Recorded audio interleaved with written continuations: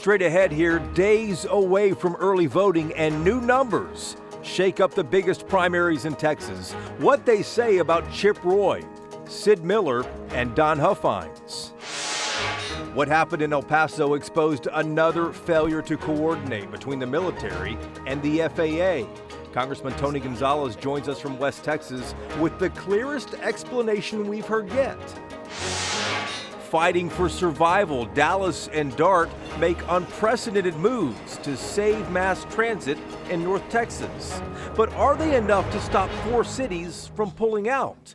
Plano Mayor John Munn's in studio.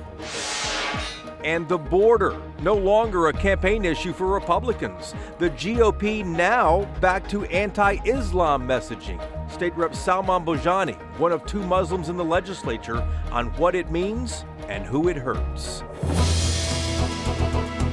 Inside Texas Politics with Jason Whiteley starts now. Welcome to the program here. Early voting begins on Tuesday, and the University of Houston out with some brand new polling on what some of the biggest statewide races look like right now. The Republican race for Texas Attorney General Chip Roy here, the clear front runner. Mays Middleton polling second, neither close to 50%, meaning a runoff remains likely here in the race to replace Ken Paxton. On the Democratic side, Nathan Johnson just a couple of points ahead of Joe Jaworski. What's remarkable here, a vast majority of Democratic primary voters there remain undecided. The Republican race for Texas comptroller with the state's CFO here, a clear frontrunner in this race. Former State Senator Don Huffines from Dallas has a third of likely voters in this survey. Kelly Hancock, the acting comptroller right now, who the governor endorsed, is polling third here. And the GOP race for Texas Agriculture Commissioner, incumbent Sid Miller closing in on 50%. Challenger Nate Sheets at 18%. Lots of undecided here again. Still noteworthy because Governor Abbott supports Sheets over Sid Miller. Let's begin right now, though, with what happened in El Paso. Another failure to coordinate between the military and the FAA. The international airport there in El Paso forced to close. Airlines, travelers, even state and local officials all left in the dark about this. Our first guest, Congressman Tony Gonzalez, a Republican who represents 2/3 of the Texas-Mexico border. Congressman, it's good to see you here. It took hours for the public to get clarity from the FAA on why it closed El Paso International Airport, then talked that the military was testing lasers. The FAA wanted to be cautious to make sure no civilian aircraft were impacted. But why wasn't this better coordinated between Fort Bliss and the airport? They've been side by side for decades. Yeah, this should have been better coordinated. It was deja vu for me. I represent a district that's 2/3 of the Texas-Mexico border. And just a few months ago in our neighboring county, Hudspeth County, something similar happened. Now, it's a much smaller population, so it didn't get that much attention. El Paso airspace is the 23rd largest airport in the country. A lot of people woke up in shock, but it really was a miscommunication. We have to do a better job of that, especially as we work towards countering these drones that are intruding in our airspace on a daily basis and are a growing threat to all airports all across the country. After that deadly midair collision last year in D.C. at Ronald Reagan National Airport there, between that military helicopter and the American Eagle jet, the failure to coordinate between the military and the FAA was cited as one of the reasons there. What's it going to take to clean things up between the two agencies? Yeah, out here in West Texas, a lot of times we feel like we're alone, and we shouldn't feel that way. And hopefully it shouldn't take a mass casualty event to occur. We should take this, unfortunate event that caused all this chaos and uncertainty as a way of how do we fix this? How do we make sure this doesn't happen again? How do we make sure this doesn't happen in Fort Worth or San Antonio or Houston or anywhere else in the country? How do we make sure that when there is something that occurs, us having the ability to shoot down drones via lasers is not a new technology. It's a growing technology. It's something that I envision every airport having the ability to do as we see these drones be more of a threat to our people. But there has to be procedures in place where folks, especially at the local and federal and the state level, know what is happening. It can't just be a unilateral FAA waking up and saying, we're shutting your airspace down today. You think we'll get to a point where airports will have the capability to shoot down drones that are in their airspace? To be frank, we should already have that capability now. The fact that we don't, as a country, we are behind the power curve, Jason. And these threats are real. These threats are happening all over the world. Anyone can basically buy a drone at Best Buy, arm it with some sort of material and cause damage. This is already happening in other parts of the world. Once again, I don't want to wait for us to happen here in the United States before we go, what do we do about it? We need to protect our airspace, specifically our airports. Congressman, let's talk for a moment about the partial government shutdown. The Democrats have blocked funding for the Department of Homeland Security. They're still upset about the chaos we watched in Minneapolis with the ICE agents there. But what is it going to take to reach resolution here? And do you expect any movement from Republicans? It seems like both sides are dug in. As a Republican, we're not gonna give in on not allowing officers to not protect themselves from these threats. Wearing a mask. If rioters can wear a mask, then agents can wear a mask. We're also not going to allow the Democrats to defund ICE. And then on their side, they're dug in. So hopefully, that we can come to a resolution. I was at the White House earlier this week having some conversations. Hopefully there can be more of that. But right now, it appears as if both sides are kind of dug in. Congressman, it's good to see you. Thank you for the time. Thank you, Jason. All right, let's bring in the roundtable to talk about the politics of this. Natalie Haddad's with us here. She is a political reporter at WFAA in Dallas. Matthew Watkins, editor-in-chief of the Texas Tribune, and Ashley Godot, political director at KVUE in Austin. But Natalie, let's start with you, and going back to what happened in El Paso, that failure to coordinate. It's been a year since that deadly collision in D.C. The FAA and the military still not on the same page. Yeah, let's start with basic communication. Shortly after that 10-day shutdown of the airspace was lifted, all of the El Paso's, city officials came on to streaming and on air and said they found out about the shutdown of the airspace at the same time as everybody else overnight. They didn't receive a phone call. They didn't receive an email. The police didn't know. It was all a shock to them. And because this hadn't happened, according to the mayor, since 9/11 in their airspace, it didn't just cause a lot of confusion, but fear too. Yeah, a lot of fear, a lot of uncertainty. I want to ask you, though, Matthew, about the partial federal government shutdown that we're watching right now with the Department of Homeland Security. Democrats and Republicans, neither side ready to budge. Yeah, it seems to be the same story over again, right? Just very strong disagreement on how our federal government should be functioning and operating. Democrats not seeing a lot of leverage in order to affect the functioning of government, except for when these funding issues come up, and they're very reluctant to give up that leverage. Republicans don't want to cooperate with them. Their voters, their supporters are telling them not to. So it becomes very hard to see how they will break that impasse. And Ashley, it seems like Democrats have the momentum right now, but they have to be careful. Republicans have been very successful using defunding the police as a weapon against Democrats. Yeah, they certainly have. I think the other thing, Jason, that's interesting about this, the Democrats had the momentum during the last shutdown. And then all of a sudden, discussion within the party and people were unhappy and, there were some members that broke. So we just don't know how long this is going to last. But I think at the end of the day, everybody can agree that government shutdowns are not the best way for you all to compromise and work out your differences. It doesn't work for long. It just puts hardship on folk who work in the Department of Homeland Security, a lot of them not even related to what's going on with immigration. And so I think they've got to find a better way to work together. That's what people elect them to do. I think we'll see what voters say about that compromise word as we get closer to November 2. Guys, good input. We'll back to you guys here in just a moment here. A lot more ahead, including this. When we come back here, Plano's mayor, John Munn's, on his next move. Now the Dallas and Dart have taken unprecedented steps to save mass transit in North Texas. And as the GOP ramps up rhetoric against Islam, one Muslim lawmaker is not staying quiet. State Rep Salman Bojani, next on Inside Texas Politics. Welcome back to Inside Texas Politics. Over the past week, Dallas and Dart did what few people thought they would. They shattered the long-standing model of mass transit in North Texas and approved a brand new deal, handing suburban cities more power and more of their sales tax dollars back. Now the pressure shifts and the question emerges. Will 6 cities now scrap their plans to leave the transit agency? And will Plano hit pause on its own exit vote?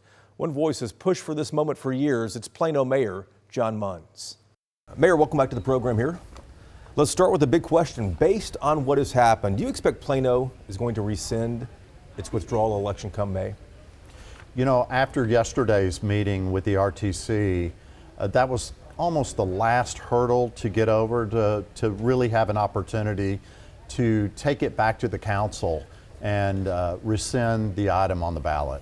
That sounds like a yes to me. It is. You know, it's up to my council, but at the same time, we've had these conversations. If we can get to this area of funding agreement, would we be willing to take this off the ballot? And so I think we're all in agreement in that area, and we just we hope that DART can deliver that ILA, which is the agreement on the funding issue, and get it to all the member cities. And hopefully all the member cities can agree that we can move forward with this funding formula. And that's going to happen in the next 10, 12 days though, right? Yes. I mean, this is imminent. Very soon, yes. Have you heard of any dissension at all on your council in Plano? No. If the buses are still there and fewer people were riding the buses, you were also saying that this is all about money too. Plano pays in, 1 cent like all the other member cities, and we're not getting back as much as we're paying in here. Is that going to change? Because the funding still kind of remains funky here, doesn't it? Yeah, I mean, the funding is a combination of DART reducing their revenue and the RTC participating as well. The Regional Transportation Council. Correct. And so they will kind of partner in being able to bring that penny down to 0.75 of a penny.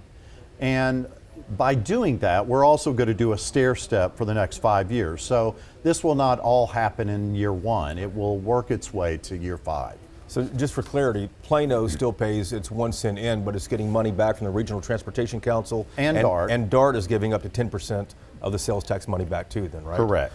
You've been working on this for a number of years though, and at the end of the day, you got it done. We did. We did. I'm very satisfied with the effort.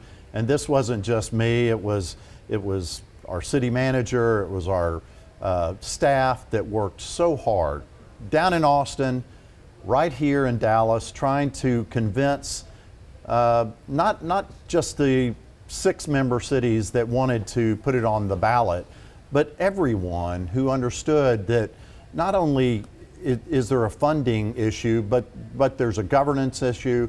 And we need to work on being better at our service and our ridership to really pull cars off the freeway and really find solutions for mass transit that I think we all think are there, and we just need to make it better. Cities have revolted in the past. That's always been unsuccessful. Why do you think Dallas and DART relented this time?